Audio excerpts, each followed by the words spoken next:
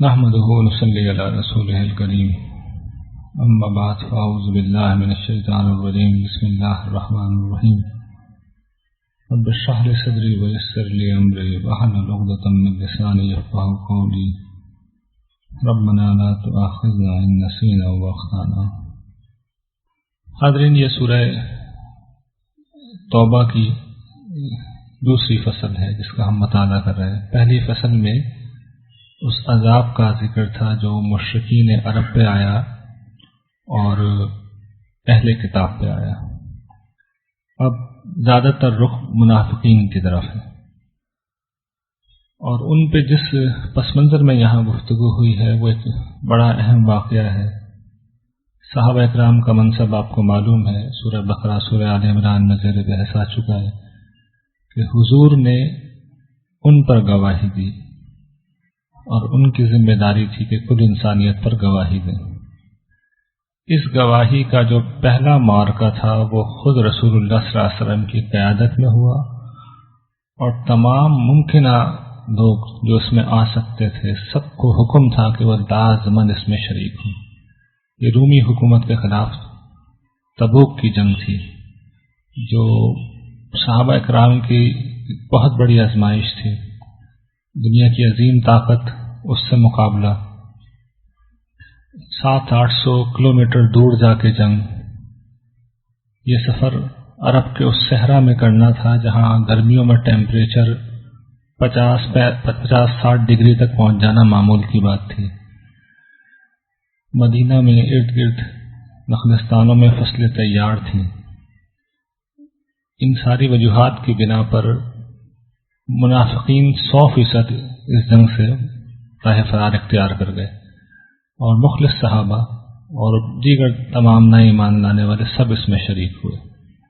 اور یہی وہ جنگ تھی پھر جس کے نتیجے میں رسول اللہ صلی اللہ علیہ وسلم کے بعد خلافت راشدہ میں رومیوں سے لڑائیاں ہوئیں، پھر ایرانیوں سے جنگ ہوئی، اور پوری وہی سرزمین جس کے بارے میں سورہ مائدہ میں کہا گیا تھا کہ اللہ تعالیٰ نے یہودیوں کو دی تھی اور ان کو حکم دیا تھا کہ تم جا کے لڑو ان سے، وہ پیچھے ہٹ گئے تھے۔ صحابہ کرام نے بالکل اس کے برخلاف کیا تھا اور پوری قوت کے ساتھ اس میں شرکت کی تھی، جان مال سب کی قربانی کی تھی، اور یہ اللہ نے خصوصی فضل کیا کہ بغیر کسی نقصان کے وہ لوگ سب واپس آ گئے۔ لیکن جس وقت جا رہے تھے تو ایک شدید آزمائش تھی، اسی کا قرآن نقشہ کھینچے گا۔ اے اہل ایمان، تمہیں کیا ہو گیا ہے جب تم سے کہا جا رہا ہے کہ اللہ کی راہ میں نکلو تو تم زمین میں ڈھے جا رہے ہو؟ یہ اشارہ ہے ان منافقین کی طرف جو اس حکم کے بعد پیچھے ہٹنا شروع ہو گئے تھے۔ پھر اللہ فرماتے ہیں مسلمانوں کو کہ دیکھو، اگر تم اس وقت ہمارے نبی کی مدد نہیں کرو گے تو یاد رکھو اللہ اس کی مدد پہلے بھی کر چکا ہے، اور اس وقت کی تھی جب کافروں نے اسے اپنے ملک سے نکالا تھا، اپنے شہر سے یعنی مکہ سے نکالا تھا، اور اس وقت دو میں کا وہ دوسرا تھا، یعنی حضرت ابوبکر تھے اور نبی صلی اللہ علیہ وسلم دونوں تھے، دونوں اس وقت غار میں تھے، اور اس وقت رسول اللہ صلی اللہ علیہ وسلم نے حضرت ابوبکر سے کہا تھا کہ لا تحزن ان اللہ معنا۔ کفار آپ لوگوں کو تلاش کر رہے تھے، لیکن آپ دونوں حضرات اللہ تعالیٰ کی نگرانی میں ان سے بچ کر مدینہ پہنچ گئے تھے۔ تو اللہ تعالیٰ کہہ رہے ہیں کہ میں نے تو اس وقت بھی مدد کی تھی، اب بھی کروں گا، تو تم دیکھ لو کہ تمہیں کیا کرنا ہے۔ پھر ان منافقین کی اب ایک ایک چیز کو لے کے یہاں پہ سامنے رکھا گیا ہے کہ ان کے رویے کیا تھے۔ پہلی بات یہ کہی جا رہی ہے کہ یہ سفر اگر ایسا ہوتا کہ جس میں انہیں منافع کی کوئی امید ہوتی، لقمہ تر ہوتا اور سفر بھی ذرا کم ہی ہوتا تو سب تمہارے پیچھے ہو لیتے، اس لیے کہ غلبہ ہوتا تو مال غنیمت بھی ہاتھ آتا۔ لیکن یہ سفر، اس کی مسافت نے بڑی دور ان کی بنا دی گئی ہے، تو اب یہ تمہارے پاس آتے ہیں، اور کیا کہتے ہیں رسول اللہ صلی اللہ علیہ وسلم کے پاس آ کر؟ اللہ تعالیٰ کہتے ہیں کہ تمہارے پاس آئیں گے اور قسمیں کھا کے کہیں گے کہ اگر ہم چل سکتے حضور تو ضرور چلتے۔ تو رسول اللہ صلی اللہ علیہ وسلم سے یہ کہہ کے اجازت طلب کرتے۔ رسول اللہ صلی اللہ علیہ وسلم کی کریم النفسی کے کیا کہنے، آپ کے پاس تو جو آیا آپ نے اس کو اجازت دی تو اس پہ اللہ تعالیٰ نے تبصرہ کیا ہے کہ نبی اللہ تمہیں معاف کرے، بڑا محبت آمیز خطاب ہے یہ تم نے کیا کیا۔ ہم نے تو چاہا تھا کہ تم اجازت نہ دو تاکہ ایکسپوز ہو جائے، لیکن بہرحال تم نے اجازت دے دی ہے، تو اللہ تعالیٰ کہتے ہیں کہ تم نے کیوں انہیں اجازت دی، اور اجازت تم نہ دیتے تو واضح ہو جاتا کہ کون ان میں سے سچ کہہ رہا ہے اور کون جھوٹا ہے، اس لیے کہ منافقین پھر بھی نہیں جاتے۔ پھر اللہ تعالیٰ کہتے ہیں کہ اہل ایمان تو اجازت نہیں مانگتے، یہ لوگ اجازت مانگ رہے ہیں جو نہ اللہ پر ایمان لاتے ہیں نہ آخرت پر، جن کے دل ابھی بھی شک میں پڑے ہوئے ہیں اور یہ اپنے شک میں ڈاواں ڈول ہیں۔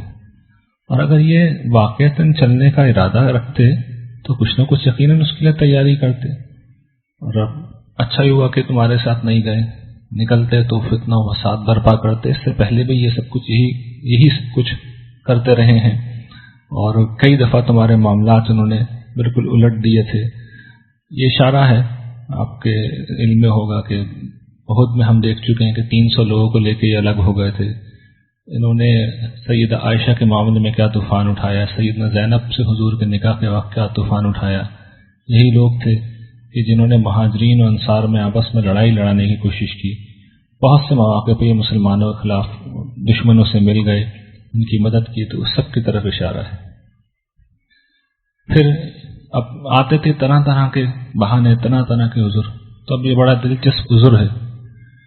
قرآن کہتا ہے کہ ان میں سے کچھ لوگ ہیں جو آ کے کہتے ہیں کہ مجھے اجازت دیجیے اور مجھے فتنے میں مت ڈالیے۔ فتنہ کیا تھا؟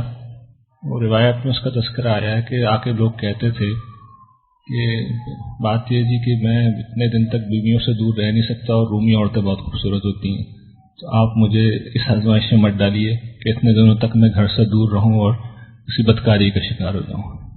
تو یہ اس طرح کا عذر پیش تو کسی ایک آدھ احمق نے کیا ہوگا، لیکن اللہ تعالیٰ نے کوٹ اس لیے کر دیا کہ یہ بھی ایک نفسیات ہوتی ہے کہ آدمی تقوی کی آڑ میں اپنی کمزوری کو چھپانے کی کوشش کرتا ہے۔ تو اللہ تعالیٰ کہتے ہیں فتنے میں تو اب یہ گر چکے ہیں اور جہنم ان کانفروں کو گھیرے ہوئے ہے۔ پھر ان کا رویہ بیان کیا گیا ہے کہ اگر تمہیں کوئی بھلائی پہنچتی ہے تو انہیں بہت تکلیف ہوتی ہے، اور اگر کوئی تکلیف تمہیں آ پہنچے تو یہ کہتے ہیں بھائی ہم نے تو اپنا بچاؤ پہلے ہی کر لیا تھا۔ یہ ہوشیاری تھی جو ان کی۔ اب ان کو جو سزا دی قرآن نے وہ کئی پہلوؤں سے اللہ تعالیٰ نے انہیں سزا دی، قرآن نے اس کی تفصیل بیان کی ہے، اور وہ اس نوعیت کی تھی کہ مسلمانوں کے معاشرے میں ان کا پردہ چاک کر دیا گیا، انہیں ایکسپوز کر دیا گیا، بالکل برہنہ کر کے ان کو لوگوں کے سامنے لے آیا گیا کہ یہ لوگ نہ مسلمان ہیں نہ مخلص ہیں نہ ایماندار۔ تو اس سلسلے کی پہلی کڑی یہ ہے کہ ان کے صدقات قبول کرنے سے حضور کو منع کر دیا گیا۔ تو یہی بات بیان کی جا رہی ہے، نبی ان سے کہہ دو کہ تم خوشی سے اب خرچ کرو یا ناپسندیدگی کے عالم میں تمہارے صدقات اب قبول نہیں ہوں گے، اس لیے کہ تم بد عہد و فاسق لوگ ہو۔ اور ان کے صدقات قبول کرنے سے جو منع کیے گئے ہیں، قبولیت صدقات کی جو منع کرنے کی وجہ اللہ تعالیٰ کہہ رہے ہیں اس کے سوا کچھ نہیں ہے کہ یہ انہوں نے کفر کیا اللہ سے، اس کے رسول کے ساتھ۔ یہ نمازوں میں نہیں آتے مگر سستی کرتے ہوئے، اور انفاق نہیں کرتے مگر انتہائی مجبوری اور ناپسندیدگی کے عالم میں۔ پھر جھوٹی قسمیں کھانے میں ایکسپرٹ تھے، تو اللہ تعالیٰ کہتے ہیں کہ یہ تم سے قسم کھائیں گے اللہ کی اور تم سے یہ کہیں گے کہ ہم تمہارے ساتھ ہیں۔ یہ ہرگز تمہارے ساتھ نہیں ہے، لیکن یہ اصل میں تم سے ڈرنے والے لوگ ہیں۔ صحابہ کرام کے ڈر کی وجہ سے اپنے آپ کو مسلمان کہتے تھے، تو اللہ تعالیٰ نے ان کا مزید پردہ چاک کیا ہے۔ پھر ان کے ایک اور جرم کی طرف اشارہ ہے کہ ان میں سے جو خاص طور پہ غریب لوگ تھے ان کا معاملہ یہ تھا کہ اگر حضور انہیں انفاق کرتے، ان صدقات میں سے انہیں کچھ دے دیتے تو اس صورت میں یہ مطمئن ہو جاتے، ورنہ یہ بہت ناراضگی کا اظہار کرتے۔ تو یہ اللہ تعالیٰ کہتے ہیں ان میں سے کچھ لوگ ہیں جو تمہیں صدقات کے معاملے میں عیب لگاتے ہیں، تم اگر ان کو کچھ دے دو تو تم سے راضی ہو جاتے ہیں، اور اگر تم انہیں نہ دو تو پھر یہ ناراض ہوتے ہیں۔ تو عمرہ کیا تھے؟ وہ بھاگتے تھے انفاق سے، اور غربہ کا معاملہ یہ تھا۔ پھر ان کی ایک اور بےہودگی کا ذکر ہے۔ اللہ تعالیٰ فرماتے ہیں ان میں سے کچھ لوگ ہیں جو نبی کو اذیت دیتے ہیں۔ کس طرح؟ کہتے یہ ہیں کہ نبی تو بس کان ہی کان ہے۔ مطلب کیا؟ کہ حضور کے پاس تو آپ جائیے، نبی کے پاس جو جا کے کہہ دیجیے، جس کی بات سامنے رکھ دیجیے، حضور تو بلا تحقیق کے بات قبول کر لیتے ہیں، اور ان کو اتنے سادہ آدمی ہیں کہ ان کو بیوقوف بنانا بڑا آسان ہے، کوئی بھی عذر دے دیجیے تو یہ قبول کر لیتے ہیں۔ تو اللہ تعالیٰ کہتے ہیں کہ یہ تو اصل میں تمہارے لیے ایک بہتری تھی، اگر وہ سراپا گوش ہیں، سب کی باتیں سن لیتے ہیں تو یہ اصل میں حضور کی شخصیت کی خوبی ہے، اور اسی کی وجہ سے تم بچ بھی گئے، تم نے حضور پیش کیے اور حضور نے قبول کر لیے، ورنہ در حقیقت معاملہ یوں نہیں ہے۔ ہمارا نبی اللہ کا ماننے والا ہے، اور اللہ کا ماننے والا کبھی بیوقوف نہیں ہوتا، اصل اعتماد وہ اہل ایمان پہ ہی رکھتا ہے۔ لیکن تمہاری بات صرف اس لیے سن لیتا ہے کہ وہ دلجوئی کرنے والی ہستی ہے، رحم کرنے والی، کرم کرنے والی ہستی ہے، لیکن یہ ان کا رویہ تھا حضور کے بارے میں۔ پھر ان کا ایک اور رویہ یہ تھا کہ حضور کا مذاق اڑاتے، قرآن کریم کا مذاق اڑاتے، صحابہ اکرام کا مذاق اڑاتے۔ تو اب قرآن اس کو یہاں بیان کر رہا ہے کہ یہ منافقین ڈرتے ہیں اس بات سے کہ کوئی ایسی صورت نازل ہو جو ان کے دلوں کے بھید کو کھول دے۔ تو اللہ تعالیٰ کہتے ہیں نبی ان سے کہو اڑا لو مذاق، کر لو استہزاء، جو استہزاء تم کر رہا ہو اللہ تعالیٰ اسے نکال کے دے گا، جو جس چیز سے تم اندیشہ ناک ہو، ڈر رہے ہو کہ یہ چیز ایکسپوز نہ ہو جائے، ہو کے رہے گی۔ اور پھر اللہ تعالیٰ ذکر کرتے ہیں کہ جب ان سے پوچھا جاتا ہے، تم ان سے پوچھو گے کہ تم لوگ کیا کر رہے تھے، یہ یعنی کوئی صحابی اگر جا کے ان سے سوال کرے کہ تم اپنے مجلسوں میں اللہ اور اس کے رسول کا مذاق اڑا رہے ہو، تو جواب میں یہ کہتے ہیں کہ ہم تو بس ذرا سخن گستری کر رہے تھے، باتوں باتوں میں ایک ہنسی ٹھٹے کی بات ہو گئی تھی، مذاق کی بات ہو گئی تھی، اس میں توہین کا پہلو نہیں تھا، ہم تو صرف مذاق کر رہے تھے۔ تو اللہ تعالیٰ کہتے ہیں کہ کیا اللہ اور اس کی آیات اس کے رسول ہی رہ گئے ہیں مذاق کرنے کے لیے؟ پھر ان کا انجام ہے جو آخرت میں اللہ تعالیٰ بیان کر رہے ہیں کہ اللہ نے ان سے یہ وعید دے رہا ہے اللہ نے، اور ان کے بارے میں فیصلہ ہے اللہ کا کہ یہ منافقین مرد ہوں یا عورت اور کفار، یہ سب ایک ہی زمرے میں ہیں، اور یہ سب جہنم کی آگ پہ جائیں گے۔ سورہ نساء میں ہم دیکھ چکے ہیں کہ ان المنافقین فی الدرک الاسفل من النار، یہ کفار سے بھی نیچے ہیں، اس لیے اس آیت میں بھی کفار سے پہلے اللہ نے ان کا تذکرہ کیا ہے یہ بھی پکے کافر، لیکن یہ منافقین کفار سے بھی زیادہ شدید عذاب میں ہوں گے۔ تو اسی کی انہیں وعید کی جا رہی ہے کہ یہ ان سے اللہ کا وعدہ ہے، منافق مرد عورتوں سے اور کفار سے، کہ ان کے لیے جہنم کی آگ ہے جس میں ہمیشہ رہیں گے، یہی ان کا ٹھکانہ ہے، ان پہ اللہ کی لعنت ہے اور ان پہ باقی رہنے والا عذاب ہے۔ اور یہ پھر وہی اللہ تعالیٰ کا قانون جو سارے نبیوں کے بارے میں کہ انہیں معلوم نہیں کہ اب خبریں نہیں پہنچی اس سے پہلے جو قومیں تھیں، قوم نوح، عاد، سمود، قوم ابراہیم، اصحاب مدین اور الٹی ہوئی بستیاں یعنی حضرت لوط کی قوم، ان کے رسول ان کے پاس آئے روشن نشانیاں لے کے، پھر اس کے بعد اللہ نے ان پہ کوئی ظلم نہیں کیا، لیکن وہ اپنی جانوں پہ خود ظلم کرنے والے تھے۔ اس کے برعکس جو ایمان لائے مومن مرد ہوں یا مومن عورتیں، ان کے لیے اللہ کا وعدہ ہے ان باغوں کا جن کے نیچے نہریں بہتی ہیں، اس میں ہمیشہ رہیں گے، پاکیزہ گھر ہیں ان کے لیے، اور ان کے لیے وہ باغ ہیں جو ہمیشہ رہنے کے ہیں، اور سب سے بڑی چیز اللہ کی تعالیٰ کی رضا ہے، اور یہی بڑی کامیابی ہے۔ اب منافقین کی ایک اور صفت کا ذکر ہو رہا ہے، ان میں سے بہت سے گروپس تھے منافقین کے، سب میں نفاق مشترک تھا، بد عہدی خیانت مشترک تھی، لیکن غریبوں میں ظہور کسی اور طریقے ہو سکا، امیروں میں کسی اور طریقے سے، ایک طرح کے لوگ کسی اور طرح سے معاملہ کرتے، دوسری طرح کے لوگ کسی اور طرح، تو سب کا ہی یہاں پہ ذکر ہو رہا ہے۔ ان میں سے کچھ لوگ اللہ تعالیٰ کہتے ہیں ایسے ہیں کہ جو اللہ سے یہ عہد باندھتے ہیں کہ اگر پروردگار تو نے اپنے فضل سے ہمیں نوازا تو ہم تیری راہ میں خوب خرچ کریں گے اور ہم بہت نیک ہو جائیں گے۔ یہ ظاہر ہے کہ آپ اندازہ کر سکتے ہیں جو ذرا غریب لوگ تھے ان کا معاملہ تھا، لیکن اللہ تعالیٰ کہتے ہیں کہ جب اس نے انہیں اپنے فضل سے نوازا تو یہ بخل کرنے لگے اور انہوں نے روگردانی کی روش اختیار کر لی اور اعراض کرنے لگے، یعنی دین کے مطالبے یا انفاق کے خرچ کرنے کے سب سے پیچھے ہو گئے۔ اور اس سے پہلے کیا معاملہ تھا کہ پروردگار میں غریب ہوں، مجھے آپ پیسے دے دیجئے، اس کے بعد دیکھیے گا میں کیسے خرچ کرتا ہوں۔ اچھا، یہاں بھی میں یہ بات آپ کی خدمت میں عرض کر دوں کہ منافقین کے جہاں تک شخصیات کا تعلق ہے تو وہ وہی بات ہے، اللہ اس کے رسول کے زمانے میں جو لوگ تھے تو انہی کے اوپر یہ چیز اپلائی ہوتی ہے، لیکن یہ جو نفسیات ہے یہ ضروری نہیں ہے کہ صرف وہیں تک رہ جائے، ممکن ہے کہ آج بھی یہ لوگوں میں نفسیات پائی جاتی ہو کہ اللہ تعالیٰ آپ مجھ پہ فضل کیجئے، مجھے پیسے دیجیے اور پھر دیکھیے گا میں کیسے انفاق کرتا ہوں۔ تو اس کو ہم سب کو اس اعتبار سے بھی دیکھنا چاہیے، متنبہ رہنا چاہیے کہ کہیں میرے اندر تو یہ بات نہیں ہے۔ پھر ایک بہت ہی مکروہ قسم کے لوگوں کا ذکر ہے، یہ وہ لوگ تھے جن کے متعلق اللہ تعالیٰ کہتے ہیں کہ ان کی روش یہ تھی کہ صحابہ کرام میں سے جو خوشحال لوگ تھے وہ اللہ کی راہ میں بڑا انفاق کر رہے تھے، خاص طور پر اس جنگ کے موقع پہ۔ حضرت ابوبکر آپ جانتے ہیں پورا مال لے آئے گھر کا، حضرت عمر آدھا مال لے آئے گھر کا سارا آدھا سامان، سیدنا عثمان نے 1/3 لشکر 30,000 میں سے 10,000 کے لشکر کی جو ذمہ داری تھی اٹھا لی۔ یہ عمرہ کا معاملہ تھا۔ غربا میں سے جو مخلصین تھے تو ان کے پاس اگر کچھ نہیں تھا تو دن بھر میں جو تھوڑی بہت محنت مشقت کی ہے تو جو کچھ کمایا 1 دینار 2 دینار 1 درم 2 درم چند کھجوریں ہیں وہی لے کے آ گئے، وہی حضور کی خدمت میں پیش کر دی۔ تو یہ منافقین انہی مجلسوں میں بیٹھے ہوتے تھے، تو پیسے والے کوئی اگر صاحب آ رہے ہیں صحابہ میں سے تو اور اللہ کی راہ میں دے رہے ہیں بڑھ چڑھ کے، تو اس کا یہ کہہ کے مذاق اڑاتے تھے کہ یہ آ گئے حاتم طائی کی قبر پر لات مارنے کے لیے، یہ دیکھیں آ گئے اپنے نمبر بڑھانے کے لیے، یہ آ گئے شیخی کرنے کے لیے۔ اور اگر کوئی غریب آدمی آتا ہے تو اس کا مذاق اڑاتا ہے کہ دیکھو یہ بھی آ گئے، ان کے آنے سے جو ہے وہ زمین و آسمان کے خزانے نکل جائیں گے، ہاتھ میں ان کی مٹھی بھر کھجوریں، ان کو بھی آنا تھا۔ دونوں قسم کے لوگوں کا یہ مذاق اڑاتے تھے۔ تو اللہ تعالیٰ اب اس میں جو غضبناک ہوئے آپ دیکھیے، وہ کہتے ہیں کہ اللہ اب ان سے مذاق کر رہا ہے اور ان کے لیے دردناک عذاب ہے، اور اس کے بعد حضور کو حکم دیا گیا ہے نبی اب ان کے لیے استغفار مت کرنا، اور تم اگر ان کے لیے استغفار کرو یا نہ کرو اب برابر ہے، 70 دفعہ بھی کرو گے تو اللہ انہیں معاف نہیں کرنے گا۔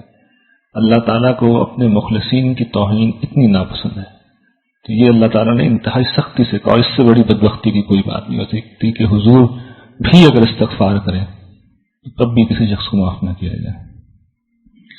پھر اللہ تعالیٰ کہتے ہیں یہ بہت خوش ہیں، پیچھے جو لوگ رہ گئے ہیں بہت خوش ہیں اس بات سے کہ وہ اللہ اور اس کے رسول سے پیچھے بیٹھے ہوئے ہیں، یعنی اب یہ حضور میدان جنگ میں اس وقت وہی نازل ہو رہی ہے۔ تو اللہ تعالیٰ کہتے ہیں کہ یہ بہت خوش ہیں یہ لوگ، اور خوش ہو کے پیچھے کیا کہہ رہے ہیں، ان لوگوں سے کیا کہہ کے روکا ہے اپنے ساتھیوں کو کہ دیکھو گرمی ہے بہت، اس میں مت نکلو۔ جولائی اگست کا مہینہ تھا یہ، اور میں عرض کر چکا ہوں اس میں ٹیمپریچر صحرا کے اندر 60 ڈگری تک پہنچ جاتا ہے۔ آپ اندازہ کر لیجئے 60 ڈگری کیا ہوتا ہے، ہمارے یہاں 40 ڈگری ہو 45 ہو تو ناقابل برداشت ہے، ہم باہر نہیں نکل سکتے۔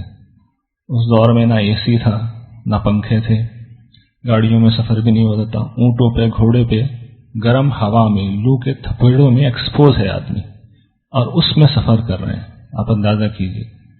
تو منافقین نے اسی صورتحال سے ڈرایا تھا کہ گرمی بہت ہے مت نکلو۔ جواب میں اللہ تعالیٰ کیا کہہ رہے ہیں؟ اللہ تعالیٰ یہ کہہ رہے ہیں کہ انہیں بتا دو کہ جہنم کی آگ زیادہ گرم ہے۔ کاش یہ سمجھنے والے ہوتے ہیں۔ اس کا مطلب بھی سمجھ لیا اللہ تعالیٰ کے اس جملے کا۔ اس وقت جس دنیا کو ہم جانتے ہیں اللہ تعالیٰ کی، آپ جانتے ہیں اس میں کتنا ٹیمپریچر پایا جاتا ہے؟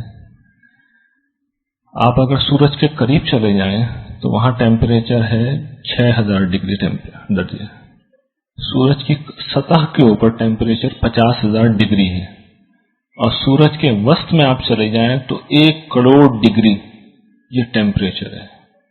آپ سمجھے یہ آگ ہے، یہ اللہ کی آگ ہے جو اس وقت انسانوں کو معلوم ہے کہ یہ آگ موجود ہے۔ اب اس علم کو ذہن میں رکھیے اور دوبارہ اس آیت کو پڑھیے، اللہ تعالیٰ کیا کہہ رہے ہیں کہ انہیں بتا دو جہنم کی آگ زیادہ گرم ہے۔ اور پھر اللہ نے جو تبصرہ ہے آپ کو سمجھ میں آئے گا کیوں کیا ہے، کہ اب انہیں چاہیے کہ بہت کم ہنسا کریں اور بہت رویا کریں، اس لیے کہ اللہ تعالیٰ نے طے کر لیا کہ اب انہیں معاف نہیں کرے گا اور اس آگ میں ڈالے گا جس کا ٹیمپریچر میں بیان کر چکا ہوں۔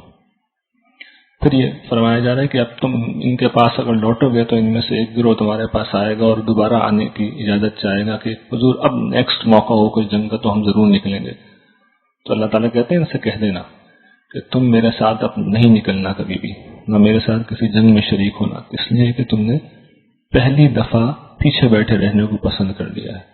اور پھر ایک اور مزید لعنت جو ان کے اوپر اب کی جا رہی ہے، جو حضور کو سے کہا گیا ہے کہ ان میں سے کسی کے لیے نماز جنازہ مت پڑھنا، ان میں سے کسی شخص کے مرنے کے اوپر مت جانا نماز پڑھنے کے لیے، اور نہ ان میں سے کسی کی قبر پہ کھڑے ہونا دعائے مغفرت کے لیے، اس لیے کہ انہوں نے کفر کیا۔ آپ نے دیکھا نا کہ یہ سزا اللہ تعالیٰ کس نوعیت کی دے رہا ہے؟ بدترین روحانی عذاب ہے جو دیا جا سکتا ہے، اور آخرت کا عذاب تو آپ دیکھ چکے ہیں، اللہ نے ان سے وعدہ کر لیا ہے۔ تو یہ ان کا عذاب تھا، مشرکین کا عذاب، اہل کتاب کا عذاب وہ الگ تھا، اور ان کے لیے یہ سزائیں ہیں جو دنیا میں انہیں دی جا رہی ہیں۔ یہ تو شہری منافقین تھے، دیہاتوں میں بھی بہت موجود تھے. تو اللہ تعالیٰ کہتے ہیں وہ بھی آئے ہیں، وہ بھی بہانے لے کے آئے ہیں، اور اللہ اس کے رسول سے جھوٹ بول کے پیچھے بیٹھے رہنا انہوں نے پسند کر لیا ہے. تو جنہوں نے یہ کفر کیا ہے ان کے لیے دردناک عذاب ہے. ہاں اگر کوئی واقعی ضعیف ہے، مریض ہے، اور کچھ ہے ہی نہیں اس کے پاس کہ وہ سواری کا بندوبست کرے، کیونکہ اس زمانے میں اگر جنگ کرنا جا رہا ہے تو اسلحہ بھی خود لائیں، سواری بھی خود لائیں. تو اگر ایسی کوئی چیز اس کے پاس نہیں ہے تو پھر کوئی حرج نہیں ہے. یہ وعید پھر ان کے لیے نہیں ہے جب تک کہ وہ دل سے اللہ اور اس کے رسول کے خیر خواہ ہیں. ایسے نیکوکاروں پہ تو کوئی الزام نہیں. الزام کس پہ ہے کہ جن کے پاس پیسہ ہے، وسائل ہیں، اور پھر اجازت طلب کرتے ہیں. تو یہ ان کے لیے وعید ہے. اور پھر اللہ تعالیٰ کہتے ہیں کہ جب تم ان کے پاس لوٹو گے تو قسمیں کھا کے یہ تمہیں یقین دلائیں گے کہ ہم آپ ہی کا حصہ ہیں، اور حضور سے چاہیں گے کہ حضور ان پہ کوئی سختی نہ کریں.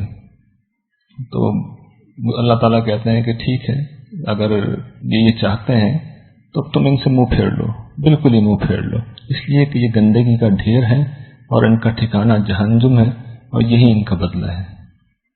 پھر اللہ تعالیٰ بتا رہے ہیں کہ یہ جو بدوی ہیں، دیہاتی ہیں، یہ اپنے کفر اور نفاق میں بہت زیادہ ہوتے ہیں. اور اس کا سبب یہ ہے کہ یہ دین کا جو علم ہے، جو حدود ہے، جو قانون کا علم ہے، جو اللہ اپنے رسول پر نازل کر رہا تھا، اس کو نہیں سیکھتے. یہ اس اعتبار سے بڑی اہم آیت ہے کہ یہ ہمیں بتا رہی ہے کہ انسان اگر دین سیکھنے والا ہو، جس طرح آپ لوگ یہاں آ رہے ہیں، قرآن سیکھ رہے ہیں، تو ایک آدمی جب کوئی اچھی بات دین کے حوالے سے سیکھتا ہے، سنتا ہے، تو پھر اس میں سے نفاق کا ایلیمنٹ کم ہو جاتا ہے. اس لیے کہ انسان بہرحال انسان ہے، جب بات سنے گا تو اس پہ کوئی نہ کوئی اثر ہوگا. ایک انسان سننے کے لیے تیار نہیں ہے تو پھر اس کے بعد شیطان اس کے پیچھے لگ جاتا ہے، اور پھر انسان اپنے گناہ میں، اپنے کفر میں، اپنی معصیت میں آگے بڑھتا چلا جاتا ہے. تو دین کے علم کو ہمیشہ بہت سنجیدگی سے اور مستقل مزاجی سے حاصل کرنا چاہیے. اور پھر دیکھیں ہم سورت کے آخر میں دیکھیں گے اللہ تعالیٰ موضوع بنا دیں گے، اسے ایک خاص حکم اسی کے ریلیشن سے دیں گے. پھر اب صالحین کا ذکر ہے کہ سارے بدوی ایسے نہیں ہیں، ان میں سے بہت سے ایسے ہیں جو واقعی ایمان والے ہیں اللہ اور آخرت پر، اور جو اللہ کی راہ میں خرچ کرتے ہیں اسے اللہ کی قربت کا اور رسول کی دعاؤں کے ذریعے بناتے ہیں. تو اللہ تعالیٰ کہتے ہیں بے شک ان کے لیے ایسا ہی ہوگا. اور پھر اللہ تعالیٰ ان مسلمانوں کو خوشخبری دے رہے ہیں جو انہوں نے ہر معاملے میں پہل کی تھی. صحابہ کرام میں سے اللہ تعالیٰ کہتے ہیں جو سابقون اولین من المہاجر ہیں اور انصاروں میں سے جو آگے رہنے والے تھے، اور جنہوں نے نیکی کے ساتھ، بھلے طریقے کے ساتھ ان صحابہ کی پیروی کی، اللہ ان سے راضی ہے اور وہ اللہ سے راضی ہیں. اللہ نے ان کے لیے باغ تیار کر رکھے ہیں جن کے نیچے نہریں بہتی ہیں، اس میں ہمیشہ رہیں گے، اور یہی بڑی کامیابی ہے. کچھ لوگ مسلمانوں میں سے تھے جو پیچھے رہ گئے تھے، لیکن ان کی اندر کا احساس اتنا بڑا ہوا تھا کہ انہوں نے فوراً توبہ کی. حضور کے آنے پہ بہت زیادہ اپنے آپ کو روندا، مسجد نبوی کے ستونوں سے باندھ لیا، اپنا مال پیش کر دیا. تو ان پہ بھی اللہ نے توجہ کیا، فرمایا کہ یہ وہ لوگ ہیں جن کے اچھے برے عمل مل گئے ہیں، لیکن یہ کہ انہیں چونکہ احساس ہو گیا ہے، اعتراف ہو گیا ہے، تو اللہ بھی ان کی طرف متوجہ ہو رہا ہے. ان کا مال ان سے لو، صدقہ ان کے جو انہیں پاک کرے گا، ان کا تزکیہ کرے گا، اور ان کے لیے دعا کرو، اور انہیں بتا دو کہ اللہ تعالیٰ ہی ہے جو توبہ کا قبول کرنے والا اور صدقات کا قبول کرنے والا ہے. 3 لوگ تھے جنہوں نے اس وقت بھی توبہ نہیں کی تھی، تو اللہ تعالیٰ کے ان کا معاملہ اب اللہ کے فیصلہ آنے کے اوپر منحصر. یہ 3 بدری صحابہ تھے، مخلص تھے، لیکن ان سے کچھ یہ کوتاہی ہو گئی تھی کہ انہوں نے توبہ میں بھی ان کی وہ شدت نہیں تھی، وہ رجوع کے اندر بھی شدت نہیں تھی. احساس تھا لیکن وہ احساس بہت زیادہ نمایاں ہو کر سامنے نہیں آیا تھا. تو اللہ نے بھی ان کا معاملہ ملتوی کر دیا. پھر ذکر فرمایا گیا کہ یہ جو مسجد جن لوگوں نے بنا لی ہے مسلمانوں کو نقصان پہنچانے کے لیے، کفر کے لیے، مسلمانوں میں تفرقے کے لیے، اور دشمنوں کی، مسلمانوں کے جو دشمن ہیں، مسلمانوں سے لڑنے والے ہیں، ان کے لیے ایک پناہ گاہ کے طور پہ اس کا اب ذکر ہو رہا ہے، جسے عام طور پر مسجد ضرار کہا جاتا ہے. تو اللہ تعالیٰ کہتے ہیں اس مسجد میں تم ہرگز مت کھڑے ہو. جو مسجد جس کی اساس پہلے دن سے تقویٰ پہ رکھی گئی، یعنی مسجد قباء، 2 ہی مسجدیں تھیں، نبوی، مسجد نبوی اور مسجد قباء. تو مسجد نبوی میں حضور نماز پڑھتے تھے، قباء میں کبھی کبھار جاتے تھے. یہ لوگ بھی یہ چاہتے تھے کہ حضور آ کے ایک دفعہ نماز پڑھ لیں تاکہ اس کو بھی کوئی حیثیت، کریڈیبلٹی حاصل ہو جائے. تو سختی کے ساتھ اس سے منع کر دیا گیا۔ اور یہ پھر اللہ تعالیٰ نے قرآن کریم میں وہ بے مثل آیت ہے جو بتا رہی ہے کہ اللہ تعالیٰ کس سطح پہ مسلمانوں کے ساتھ معاملہ کرتے ہیں، یعنی پارٹنرشپ، معاہدہ، کاروبار اس سطح پہ آ کے معاملہ کرتے ہیں۔ اللہ تعالیٰ کہتے ہیں اللہ نے مسلمانوں سے ان کی جانوں کو اور ان کے مالوں کو جنت کا عوض خرید لیا ہے۔ یہ اللہ کی راہ میں لڑتے ہیں، قتل بھی کرتے ہیں، مارے بھی جاتے ہیں۔ ایسے لوگوں سے اللہ کا وعدہ ہے، سچا وعدہ تورات میں، انجیل میں، قرآن میں، کہ انہیں جنت میں داخل کرے گا۔ اور اللہ سے بڑھ کر اپنے وعدے کا پورا کرنے والا کون ہے؟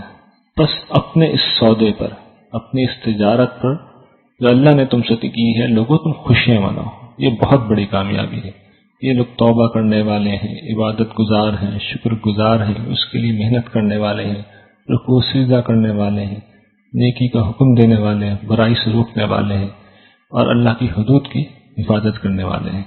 ان مومنوں کے لیے پھر خوشخبری ہے۔ یہ اب ان تین لوگوں کا ذکر ہے۔ اللہ تعالیٰ کہہ رہے ہیں کہ کچھ عرصے بعد، اس واقعے کی تھوڑی سی تفصیل یہ ہے کہ ان تین صحابیوں نے کچھ عرصے تک تو توبہ نہیں کی، ان کے اندر سے وہ شدت سے ظہور نہیں ہوا رجوع کا جو دیگر مسلمانوں نے کر لیا تھا، لیکن اس کے بعد جب انہیں احساس ہوا تو انہوں نے بھی واقعہ یہ ہے کہ بہت خلوص کے ساتھ معاملہ کیا، اللہ تعالیٰ کے حضور بہت روئے، بہت تڑپے، بہت درخواست کی۔ اور ظاہر ہے کہ اللہ تعالیٰ بڑی توجہ کرنے والے ہیں، ان کو ایک تنبیہ کرنی مقصود تھی، اس لیے کہ جو اس میں ہمارے لیے بڑا سبق ہے، غلطی ہو جائے، بڑے سے بڑا جرم بھی ہو جائے، تو ہم حضرت آدم کے معاملے میں دیکھ چکے ہیں کہ اللہ تعالیٰ بہت معاف کرنے والے ہیں، لیکن جب آدمی اپنے گناہ کو معمولی سمجھنے لگے، اپنی سابقہ خوبیوں کی بنا پہ، اپنے مقام کی بنا پہ، یا کسی بھی وجہ سے، تو اللہ تعالیٰ کے لیے یہ معاملہ بڑا سیریس ہو جاتا ہے۔ تو کبھی یہ روش اختیار نہیں کرنی چاہیے۔ آپ دیکھ لیجیے بدری صحابہ ہیں، یہ عام لوگ نہیں ہیں، ان کے بارے میں خود آتا ہے کہ حضور بھی خواہش مند ہے کہ ان کی معافی ہو جائے، لیکن اللہ تعالیٰ کا میرٹ کتنا سخت ہے، ذرا سی ان سے تاخیر ہوئی اور پکڑ لیا انہیں۔ اور پھر قرآن جو اس کا نقشہ کھینچتا ہے کہ اللہ تعالیٰ نے ان کے ساتھ معاملہ کیا کہ ان پہ زمین تنگ ہو گئی اپنی تمام تر وسعت کے باوجود، اور ان کی اپنی جان ان کے اوپر تنگ ہو گئی، اور انہیں اندازہ ہو گیا کہ اللہ سے بچانے والا اللہ کے سوا کوئی نہیں ہے، تو یہ بہت گڑ گڑائے، بہت روئے۔ تو پھر اللہ نے بھی ان پہ توجہ کی تاکہ یہ اللہ تعالیٰ کے حضور جو توبہ کریں تو اسے معاف کیا جا سکے، اور پھر اللہ نے ان کی توبہ کو قبول کر لیا۔ پھر یہ ایک بات کہی جا رہی ہے کہ اس طرح کی چیزوں سے بچنے کا ایک ہی طریقہ ہے کہ اہل ایمان راست بازو کے ساتھ رہو، اپنی صحبت کو بدلو، صحبت ٹھیک کرو گے تو پھر اس طرح کے مسائل پیش نہیں آئیں گے۔ اور یہ ایک آخری باتوں میں سے ایک بات ہے کہ دین کا علم یہ تو ممکن نہیں ہے کہ سارے لوگ اپنے سارے کام چھوڑ کے دین کا علم حاصل کرنے نکلیں، لیکن ہر گروہ میں سے کچھ لوگوں کو تو چاہیے کہ وہ نکلیں اور آئیں اور دین کی سمجھ حاصل کریں، تاکہ جب وہ اپنی قوم کی طرف لوٹیں تو انہیں انذار کر سکیں، انہیں تنبیہ کر سکیں، تاکہ ان کی قوم خدا کے عذاب سے بچ سکے۔ یہ وہ ضابطہ جو ہمیں بتاتا ہے کہ کچھ لوگوں کو تو یہ ذمہ داری دی جانی چاہیے سوسائٹی کی طرف سے کہ وہ دین سیکھیں، سوسائٹی ان کے ساری ذمہ داریاں اٹھائے، اور پھر وہ واپس آ کے اپنی قوم کو کیا سکھائیں۔ آپ دیکھ لیجیے مقصد ہے وہ بھی واضح کیا جائے، انذار کریں، آخرت کے بارے میں متنبہ کریں، تو یہ ان کی ذمہ داری ہے۔ یہ سورۃ توبہ کی آخری آیت ہے کہ ہمارا نبی تمہارے پاس آ گیا ہے، تمہارے پاس رسول آ گیا ہے تمہارے اپنے درمیان سے، جو چیز تمہیں مشقت میں ڈالتی ہے اس کے لیے بہت گراں ہے، تمہارے ایمان کا وہ، تمہاری بھلائی کا وہ بڑا حریص ہے، مومنوں پہ وہ بڑا رحم کرنے والا ہے، بڑی ان سے محبت کرنے والا ہے۔ اور اس سب کے باوجود بھی اگر یہ لوگ منہ پھیر رہے ہیں تو اے نبی ان سے کہہ دو کہ میرے لیے تو اللہ ہی کافی ہے، اس کے سوا کوئی معبود نہیں، میں نے اسی پر توکل کیا ہے، اور وہی عرش عظیم کا مالک ہے۔